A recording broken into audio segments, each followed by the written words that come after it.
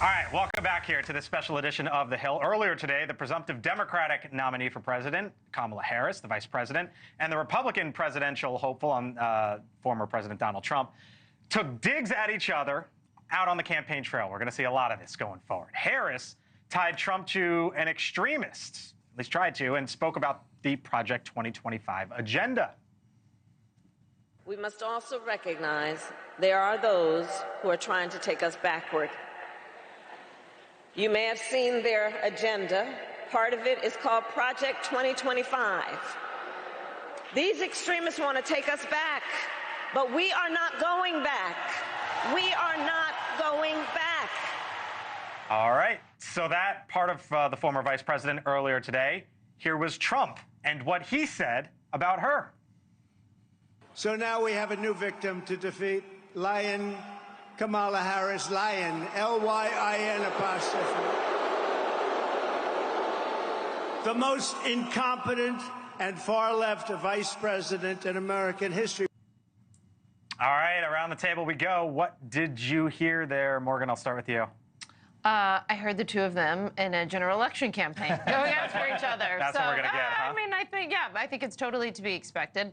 She's still going to have to get on her feet a little. I mean, I think when I see her the strongest was whenever she was on the Judicial Committee in the Senate, when she's prosecutor, Kamala Harris. And that's where I think she should pivot to, where she's gone the past 4 years, where she tried to be this likable, fluffy politician. She's just not. And I think she's much more impressive. Like when she went after I forget the name of the interview. And she was in an interview once, she got really angry and started acting like Kamala the prosecutor. And I thought that's when she's at her best.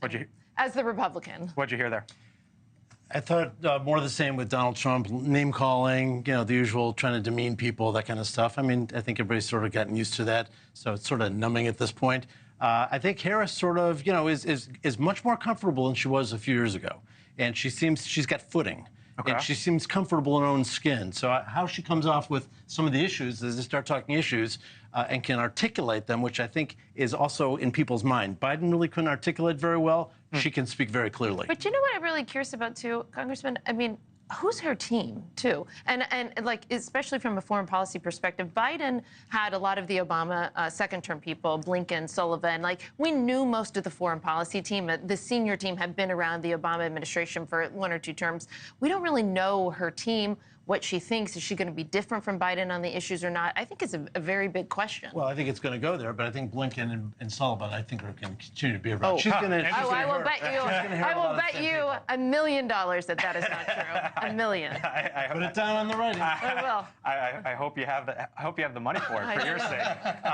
Real quick, both of you, what'd you hear there? Yeah, what I heard from Trump was him starting to define Harris. He talked about untrustworthiness. Morgan mentioned earlier, who do American people trust more? He hit on that. He also talked about her being ultra-liberal. What he's doing there is setting the chessboard in a way that if she flips on a previous position when she was extremely progressive in the primary, and she moderated more under Biden, is she going to flop on that later in? Everybody remembers John Kerry. I was for it before I was against it. He set the stage for it. Okay, what'd you hear? I heard exactly what Chris Starrett was talking about, whereas Republicans have this problem. If your campaign is going to be to call a woman stupid, incompetent, corrupt, I don't think that vocabulary is going to work. I think the issues are important. I think highlighting the contrast of her positions is all fair game.